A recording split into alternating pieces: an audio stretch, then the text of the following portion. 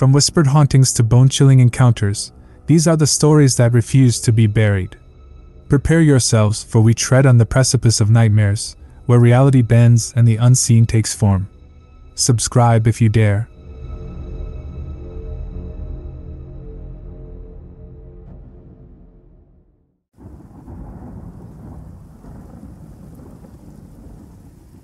I Hunt Mimics for the Government.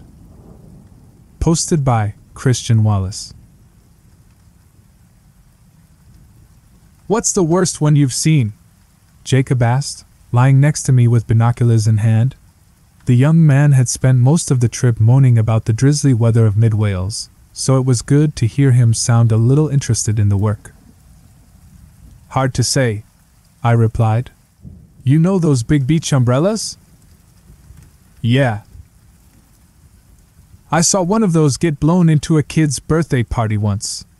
The old man goes up to pull the cord to stop it from knocking a few tables over, and next thing he knows, it's wrapped around him and he can't get out. So his wife goes to help, and then a brother and a cousin." I shrugged. Mimics don't normally get exposed to so many people. It would be like dropping a lion in an industrial meat packing factory. "What made it so bad?" he asked. "Did it just eat a lot of people?" "Yeah, kind of," I said. 6 adults and 3 children. Thing is, that mimic would have been lucky to get 1 meal a year naturally, so, well, it ruptured. Whole thing just burst, and it injured itself. By the time we got there, we found it wounded in the pool, screaming like a banshee, while it fought against all that food it refused to let go. The kids were already halfway to soup, but some of the adults were still alive and screaming. It was like watching slow-cooked ribs fall apart under the fork. "I see why that's bad," he said, momentarily falling silent as he pictured the carnage for himself. "Are umbrellas common?" "Anything that moves in the wind is a candidate, because some mimics use the weather to change up their hunting grounds," I said. "Of course it ain't ever that simple. All we can do really is look at reports of missing people and follow up. They're patient, that's for sure." "Any as big as this fella?" he said, gesturing to the chapel on the plains below. "I've heard rumors," I replied, "from some of the old guard. Back when the world was bigger, and there were less people to fill it. I guess it was easier for these things to hide back then. We have a few reports from old sailors about things may have been mimics. Shipwrecks that glittered with gold and the promise of loot. No one can say for sure. The information age has hit these things hard. And of course, we've hit them harder. But no, personally I haven't seen anything like this before." "Fucking weird," he muttered, eyes straining to pick out the faint hint of motion that drove the chapel forward. "Moves so slow you barely see it." "About that," I said. "Let's get in for a closer look. I want to know more about how this thing locomotes." The ground was porous, like someone had gone over it with 1,000 knitting needles, punching holes straight into the ground. Curious, I took a piece of thin wire filament out of my toolbox and unspooled it into one of the openings. When I pulled it back out, it measured 6 feet long. "Well, that explains the locomotion," I said. "Reminds me of a starfish." My apprentice was stood behind me. I could feel him anxiously glaring at the chapel. He'd been nervous the whole time we were walking towards it. "It stopped," he whispered. It's looking right at us." I'd be lying if I said I wasn't a little creeped out by the way the building slowly rotated to face us. Maybe it was just the way the door and windows lined up, but I couldn't help but see its facade as a face. Not an evil one either. Just a stupid one, like the kind of face that sucks a mollusk out of its shell deep in the ocean, a mindless piece of evolution driven by hunger and nothing else. Minds like that don't have malice. Resisting them or pleading with them is like begging the wind to change direction. Slowly, the church began to advance. "That isn't right," I grumbled, standing upright as I urgently began to put my things away. "What's it doing?" he asked. "What do you think?" I snapped. "It's hunting us." "You said they were ambush predators," he cried. "You said they'd never actively hunt a person. That I'd have to be an idiot to get caught once I knew what it was. Shut up and get me the duffel bag with the blue tag, I told him. This isn't the time to argue. The boy walked backwards, refusing to take his eyes off the building. For fuck's sake, Jacob, I cried. It doesn't go over half a mile an hour. Turn around and look properly. You could tell he wasn't happy, but he did as I said. A few moments later he returned with the bag, and I rifled through it to get a hold of what I wanted. A hand grenade. Will that kill it? He asked. Mimics are usually soft on the inside, I said. But honestly, I don't know. Never killed a building before. I pulled the pin, let the spoon flick loose, and tossed the grenade straight through the open door of the chapel. 5 seconds, I counted them out. But nothing happened. Nothing changed. I'd expected a muted thump, or perhaps something even worse, something gorier. But there was no noise at all, and I found that fairly unnerving. The only change was that the chapel finally stopped advancing. Is it hurt? If the grenades went off, it has to be hurt, I said. Then again, does it look hurt? The building rotated 90 degrees and began to grind slowly away from us.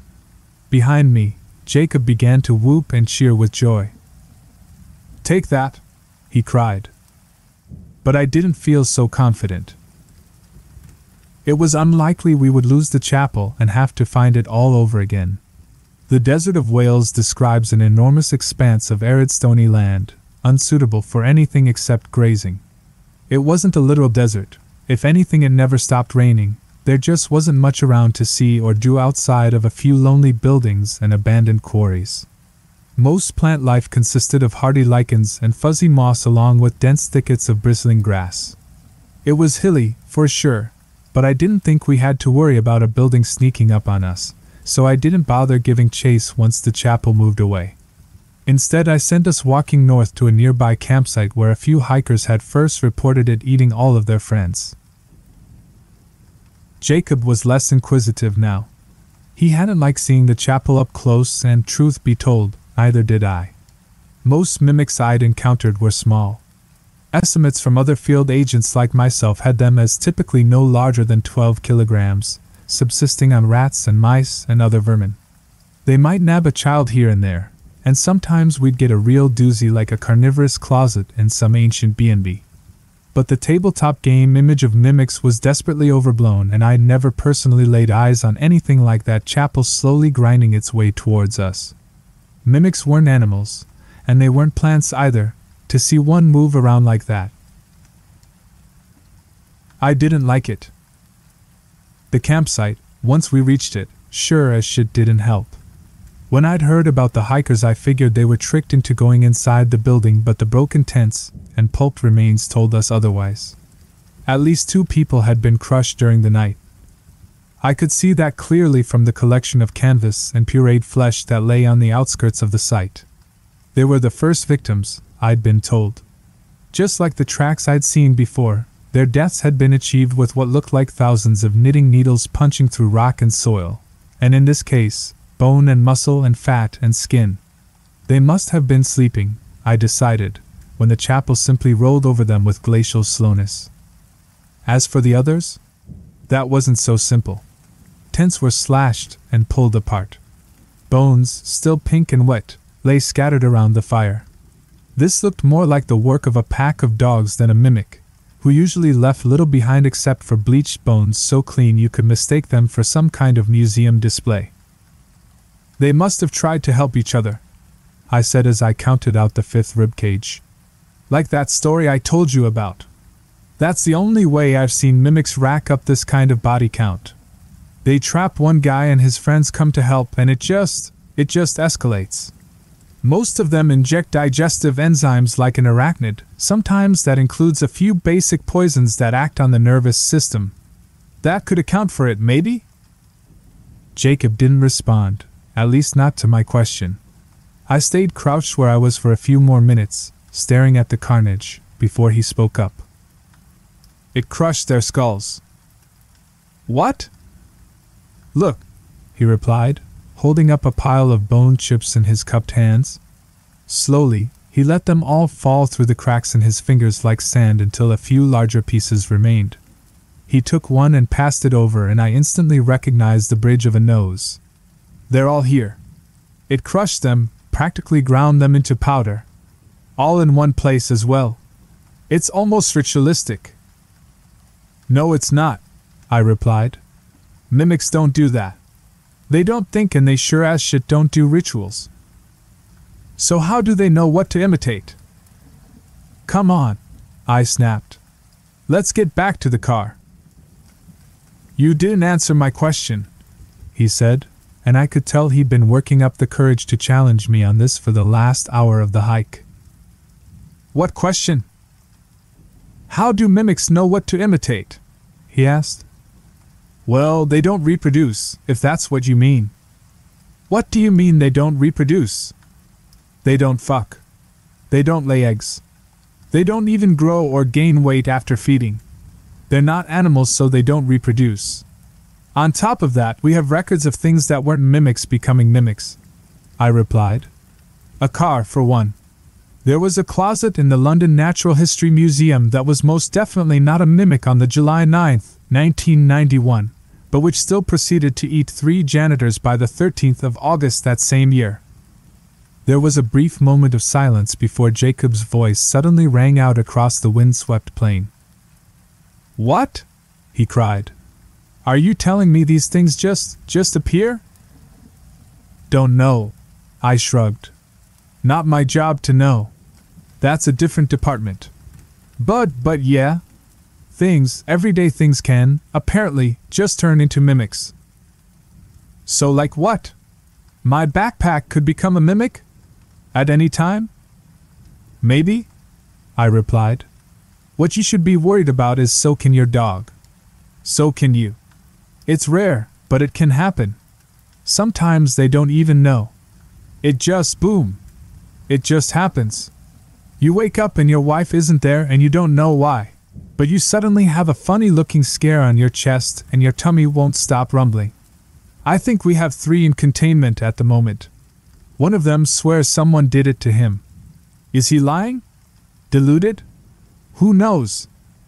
This time Jacob didn't respond.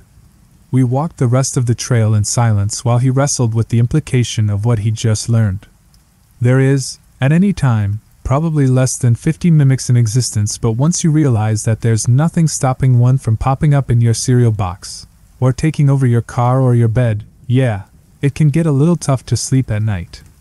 Maybe I shouldn't have dropped it on him like that, but my own nerves were playing up something awful out on that stony trail, and I just wanted peace and quiet.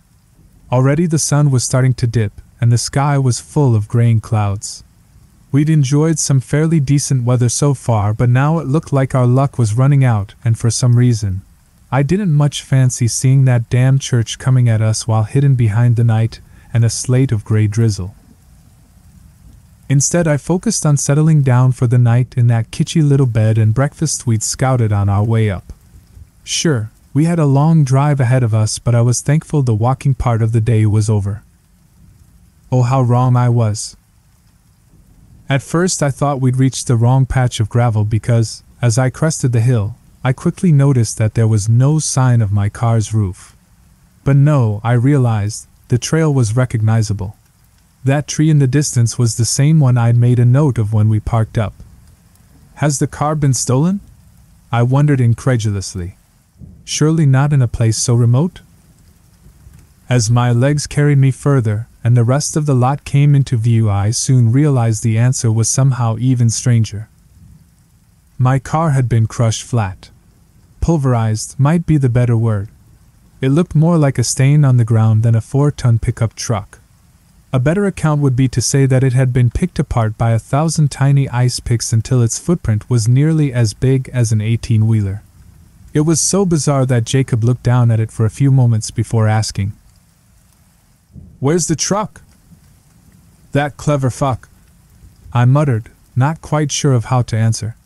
Not that I needed to. Jacob put 2 and 2 together from just looking at it for long enough. No, he said. "You told me they aren't smart." Ambush predators, he cried. Fucking ambush predators. That's what you told me. Get it together, I snapped. Did you think every job was a walk in the fucking park? I hoped the stern treatment would whip some sense into the boy, but it didn't work. Instead of calming down, Jacob began to cry and swear and shout all sorts of abuse at me and the agency before falling over himself and landing on his arse, tears brimming in his red-rimmed eyes. For a second there I wanted to slap him, but that was when I realized he'd stopped all noise and taken to staring right past me. I turned and saw the chapel about 50 feet behind us, and my skin crawled with disgust to see it so close. Its motion was so silent as to be a whisper, and my brain rebelled at the idea that this thing was looming larger and larger. But there was no denying the sight whether it made any sense or not.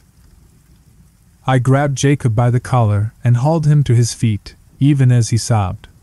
Thankfully, he reflexively latched onto the bags I stuffed into his arms while I pulled out a map and took a look for the nearest sign of civilization. It was odd, but even with that chapel going no faster than a yard every few 30 seconds, I could feel it like an itching on the back of my neck. Something about a ticking clock can make even the simplest tasks difficult, and I had to struggle to keep my concentration as I figured out our position and drew a straight line to a nearby farmhouse. Come on, I said, tugging at Jacob's arm so he would turn from the chapel and start to follow. It's Wales, not Siberia. We can make it out of here, walk the whole way to the nearest town if we have to. Jacob, having finally calmed, cast a glance over his shoulder and shuddered. I already knew what he was thinking, even if never said it. No one wanted to walk that far with that thing coming up on our tail. Where does it go? The sun was down, and we had no choice but to set up camp in an open field. Part of me wanted to hide, to march to the nearest bit of woodland off in the distance, and find a hole in the ground to stay out of sight. But I knew damn well that was a bad idea. Our best hope was to keep an eye on this thing, and at its current rate of travel and the 2-mile gap we'd put between us and it, I figured we had about 4 hours before we needed to get going again. And I was going to make sure we could keep our eyes on it for every second of that time. Or at least one of us would. We both needed to sleep, Jacob especially. So for now, having settled down by a small fire with very little cover, I told the boy to catch some shut-eye while I watched. Where does it go? He repeated, and I tore my eyes away from the horizon to look back at him. They don't reproduce. They don't grow. But you can't destroy matter, right? So all the stuff they eat, where does it go? Like that umbrella you told me about. What was it going to do with all those people? I don't know. I shrugged. If it hadn't pushed itself and gotten greedy, it would have probably just dissolved its first catch and, at some point later, shit out a caustic white substance that weighs a fraction of the original meal. That's all that would have remained. But as for the rest of it? We don't know, I said. Come on. You have to at least try to get some sleep. It's fucking freezing, he whined, pulling his coat closer around his chest and neck. I'd give anything for a tent. I almost told him that it hadn't done the hikers much good, but I stopped myself. It would have only freaked him out, and besides, I watched him take my advice and close his eyes. When I looked back, the chapel had disappeared. For a second there it made the breath catch in my throat, but the shock didn't stick around for long. I'd known for a while now that the chapel wasn't a simple thing. It had cut ahead of us all the way to the car and trashed it. That was the kind of tricky behavior you wouldn't even expect from an apex predator like a bear or a mountain lion. I didn't much like it, but I started to wonder if this thing was going to get the better of us. Knowing what I did about mimics and how they fed, the thought of this thing catching us didn't make me feel like relaxing one little bit. I found myself hoping Jacob made it through all this. He'd asked a pretty astute question back there. Where does it go? I hadn't lied either. We didn't know. But that didn't mean we couldn't guess, and oh boy, the guys at the agency had guess galore. The longest running theory was that we just didn't see mimics reproduce, but like a bad excuse, that was starting to fray the longer we held on to it. 90 years and counting, and not one example of a mimic being born in lab conditions? Of us even finding the slightest evidence of that behavior out in the wild? A nest? Some eggs? Anything. And why the hell didn't they weigh more after feeding? The more we documented them and the more we learned, the more elaborate the scientists had to become in explaining it all. The second theory, the newest and what was soon becoming the most popular, was some kind of infection or fungus or something. We've dissected enough of these things to learn a thing or two. Hell, the boss back at HQ has a vivisected mimic pencil sharpener preserved in amber as a desk ornament. It's pretty neat. And what these dissections show is that mimics keep a lot of the original object. They splice nervous systems and strange discombobulated muscular fibers onto hard inanimate structures, and somehow it just works. As to why they seem to pick the right objects at the right time? Maybe they don't. Maybe this shit's everywhere, and it just needs the right conditions to flourish. Maybe your computer mouse is trying to turn into a deadly predator, but it just can't because every time you use it, it agitates all those little microbial construction workers and it all comes falling apart. But the smarter amongst you will realize this still doesn't answer Jacob's question. It might be the how, but it doesn't really do the why. I mean, after all, where does it go? They don't have stomachs. Not really. They're like arachnids. They suck this stuff up and it just goes somewhere. We think. There's one more theory. People don't talk about it, not even in the agency. But I think push come to shove, just about any field agent worth his salt would admit to it being the most likely explanation. The scientist who came up with it disowned his own theory just a few days after first posting it to the message boards, but I always suspected it wasn't because he thought it was naff. He just didn't like it being tied to his name. Can't say I blame him either. Anyway, he posited that mimics aren't separate organisms at all. That they're a projection of something. The reason why they pick specific objects is because there is an intelligence behind them, behind all of them as a matter of fact. They aren't independent organisms, they're more like proboscises attached to a single source. That's why we can't find where the digested food goes, he says. It's getting sucked out of the physical world in front of us and redirected somewhere else. The thought of every mimic ever caught being nothing more than a tentacle belonging to some unseen force. It fit a lot of facts, but it sure as shit didn't make that scientist any friends. The implication that this thing is intelligent, that it has some kind of memory and might remember us agents, what we do. We don't talk about it much. No one likes to think these things might be able to hold a grudge. When I awoke, it was to the sound of Jacob screaming, and for a few brief seconds, I expected to see blood splashed across the floor. It just made sense to me that that kind of gut-wrenching squeal would come with a great big helping of blood and broken bones. Instead, when I opened my eyes and scanned the horizon, I was greeted with an even bigger shock. The chapel was about 30 feet away.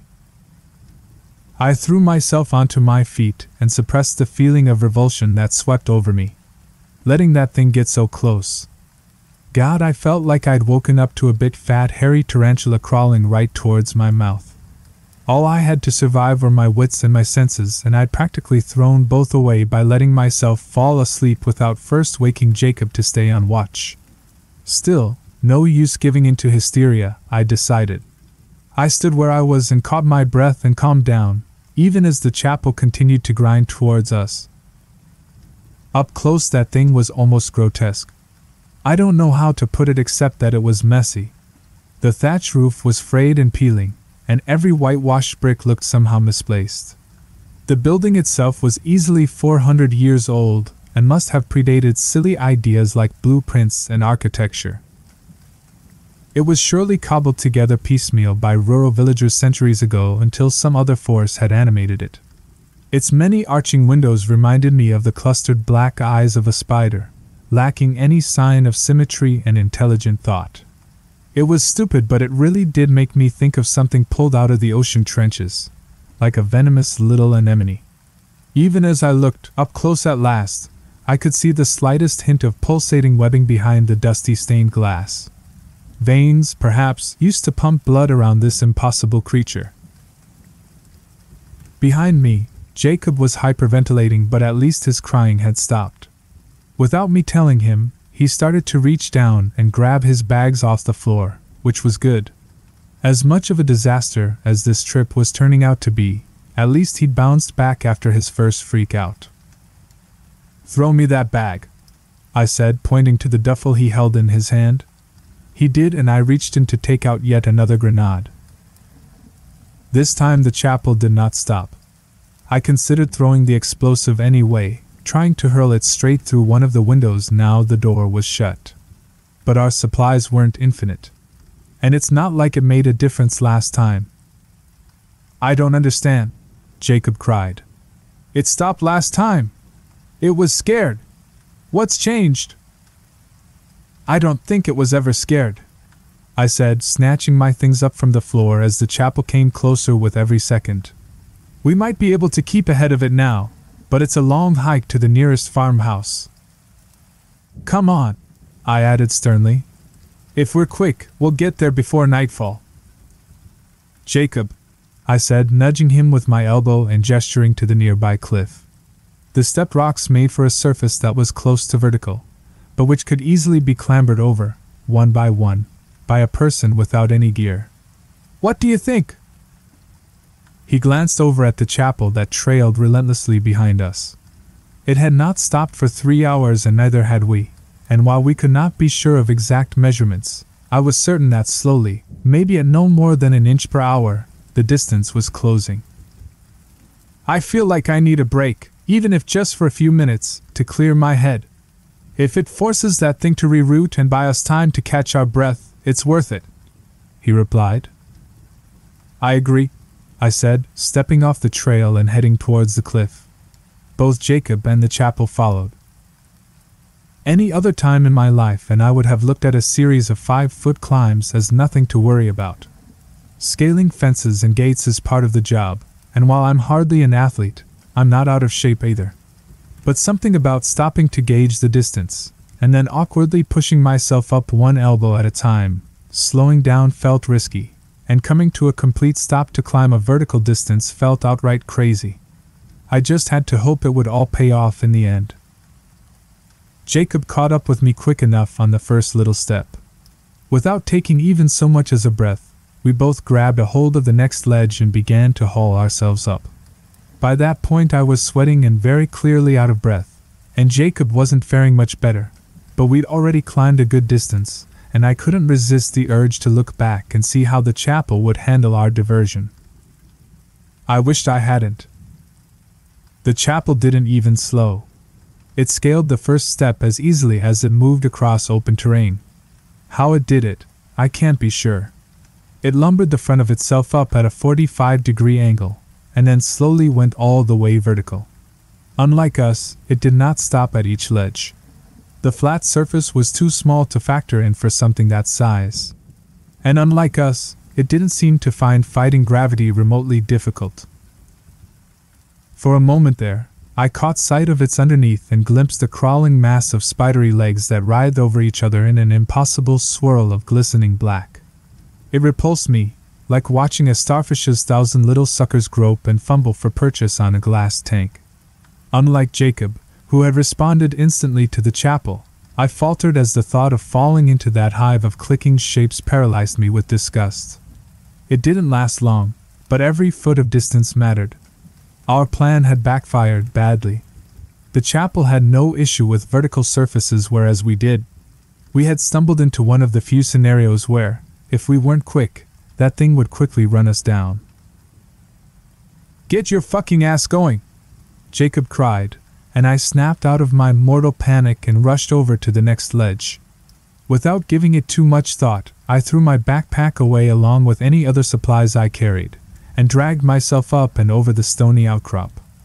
I was barely on my feet when I heard the sound of my belongings being crushed. I only had one last ledge to go, and already Jacob was at the top of it all, reaching down to help. Fighting the urge to look back one more time, I ran and jumped and went to grab his forearm. my hand clasped firmly around his wrist, and together we began to haul me up while my feet scrabbled for purchase on the stone. Along the way, my toes slid into a crevasse, and while it helped me push a little farther, it was uneven and my foot slid too far down into the wedge. To my horror, when I tried to tug it free, it wouldn't come. "I'm stuck," I cried, surprised to hear myself sound so afraid. Jacob knew what to do. Both hands wrapped around my arm, he pulled with all his strength, and I gave it everything I had. We both understood the situation implicitly. It was better to tear my damn foot off than let it slow us down by even a single second. It came free in the end, but not without injury. As I rolled over the final ledge and tried to crawl back up onto my feet, I saw that I had lost a shoe and most of the skin along my ankle. Fuck, I hissed, tentatively reaching out to touch it. It needed dressing. It needed wrapping. It needed disinfecting. Do we have ice? I wondered, before suddenly realizing I was in shock and thinking stupid things. Thankfully, Jacob put one arm under my shoulder and was already hobbling me along before the chapel crawled over the final outcrop, righting itself with a thunderous crash. After a few steps I found my foot could bear a little weight, and so I began to hop away on my own. I had to ignore the terrified expression on Jacob's face when he looked back on me in the chapel from up ahead. He didn't even have to say it. I knew it as well as he did. The chapel had closed over half the distance. "I'm getting too old for this," I said as I limped along, breath ragged as I fought to keep pace with Jacob. "You're not even 40, he grumbled. "Yeah, but every fuck-up made so far has been made by me," I hissed. "The cliff. Falling asleep on watch. You said the others weren't like this." "They're not," I said. "Not even close. If you get out of here alive." I stopped myself from saying it, but the damage was done. The silence between us hung heavy for long enough to let me know Jacob had absorbed that one little word and all its hidden meanings. "Look," I said. "You don't need to worry about the job when you get out. There ain't nothing out there that'll bother you after this. You'll still need supervision, but you can rest assured you're personally up to the task.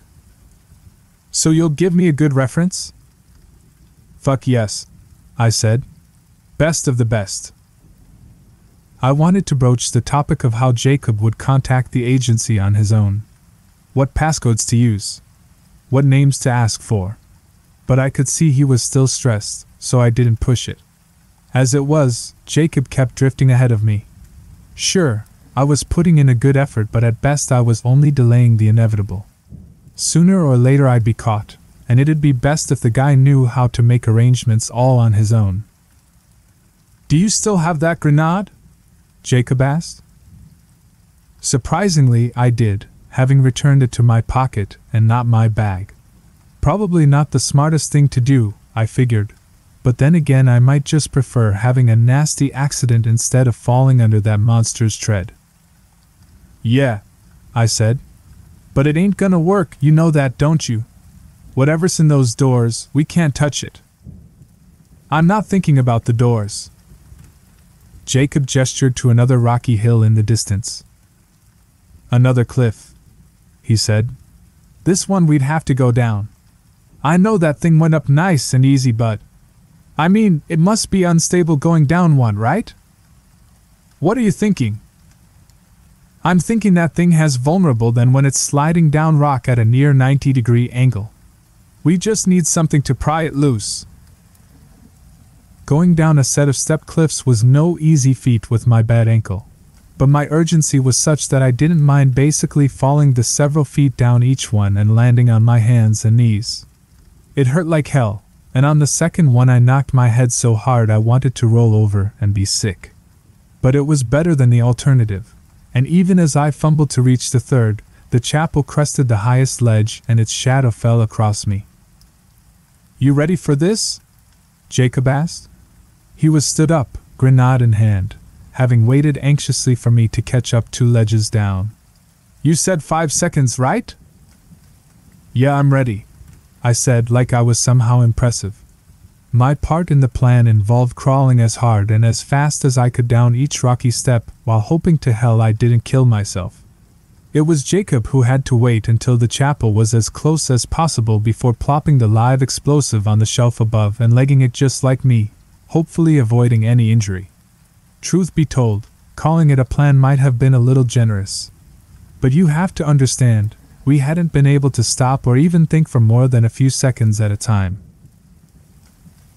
The chapel came onwards, and as soon as I heard the flick of the pin, I began to move, lowering myself feet first while I anxiously counted to 5 in my head. Soon enough Jacob followed after me and, to my amazement, grabbed my collar with one hand and hauled me alongside with him. It was an incredible feat of strength, even if I wound up breaking 3 ribs and a fair few fingers as we both basically underwent a controlled fall.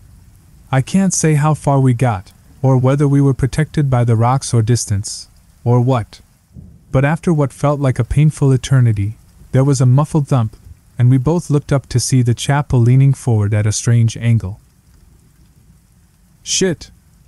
I think it was me who said it.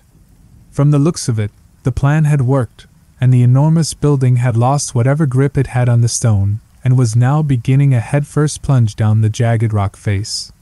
But we had neglected to consider that we were right in the damn thing's path. I considered tucking myself into the rocky outcropping and hoping that the building would roll right over me without harm, but even just a fleeting glimpse of its blackened limbs flailing around in a desperate hope for purchase made me think otherwise. I could easily imagine those needle-sharp proboscises snagging my skin and dragging me down with it. Jacob, however, came through. He never stopped pulling me by the collar, and in the end he threw me sideways. I say throw. It was more like a tumble off to the side. But I don't think you can appreciate how hard it must have been for him to do. He saved my life in that moment, getting me out of the way so that the chapel went tumbling past, leaving us both unharmed. By the time the dust cleared, we were both left bleeding and bruised halfway down the rocky steps, looking at the chapel as it lay on its back squirming like a horse-show crab stuck in the sun. It had millions of limbs buried under that floorboard, most as wide as needles, some as thick as a thumb. Where they came from or how they were organized, I couldn't tell. I didn't even like looking at them. They made my skin crawl. Still, I began to laugh as we stared at it trying to rock itself back upright, smashing its roof and walls to bits. If it kept at it, it would soon kill itself without any help from us. Jacob started to cheer, and this time I decided to join in. We made our way down the cliff, and by the time we reached the bottom the chapel had stopped rocking and some of its legs had started to wither. I'd never seen anything like it, but I couldn't stop myself from thinking that the mimic had decided to abandon the chapel entirely. I watched as it slowly withdrew its legs back inside the floorboards and out of sight, and I had the sense we were watching this thing accept its final defeat. Fucking hell! Jacob cried, stepping forward as he strained to pick out the strange sounds coming from behind the glass. I think it's dying? That or going back where it came from, I said, soon expecting a flurry of questions. Jacob was definitely curious, and this time I'd have no problem sharing all my thoughts with him. Only the questions never came. When I finally made eye contact with Jacob, he was looking paler than ever with eyes as wide as marbles. By the time I saw the pulsating web of flesh that crept around the back of his head, slowly flowing around his ears like melting silly putty, it was too late. There was a sound like a rubber band snapping and he was snatched backwards, hurtling through the open door of the chapel like a sideways bungee jumper. He'd been grabbed from over 100 feet away. Whatever had happened, it was the mimic's final act. As the door slammed shut, it folded the last of its legs up into its insides and all movement ceased. It was, and of this I am incredibly sure, an act of spite. One that not only shocked me with fear, but left me feeling like my chest was going to crumple in on itself. I hadn't liked Jacob much at the start, but I would have been dead long ago without him. And he'd shown himself to have great potential. I'd already begun planning how I would help him rapidly rise through the ranks of the agency. With any luck, he'd have a career that lasted decades and took him right to the top. All of that was gone in less than a second. Despite knowing him for less than a week, I'm not ashamed to say I cried. The chapel was brick and mortar by the time I returned with help. We traced it to some abandoned village years ago, and the researchers would go on to spend months poring over its tracks and hunting habits. Most of the evidence came from my first-hand account, and so I was taken out of field duty for well over a year, while being asked the same questions over and over again by slightly different people. It's weird to say, but I was celebrated. Jacob was awarded some posthumous medal and his parents fed the usual bullshit story about some kind of gas leak. I made sure they rigged the story so it looked like he died doing something heroic, shutting down some valve before it blew up a few residential houses. Still, it didn't sit right with me that the true nature of what he did would never be known. Maybe that's why I'm posting this. I'm not sure. Since the chapel, I've been trying to get the agency to formalize the idea that these things can be intelligent. From there, I hope I might even be able to get them to acknowledge that there's even more to it than that. A lot of fuss was made over the mimic withdrawing, but it was treated as a kind of spontaneous death. I'm not convinced. It was like it went slithering back to where it came from, and what worries me is that I think it took Jacob with it. Possibly even alive. I only tried once to go back into the field. My partner, an experienced guy like myself, made sure it was only a little job. Apparently some grad students were complaining about missing specimens in their secure pathology labs. We quickly traced it to one of the tunnels in the rat's habitat, the kind of thing no traditional scientist would ever even consider looking at. But we knew.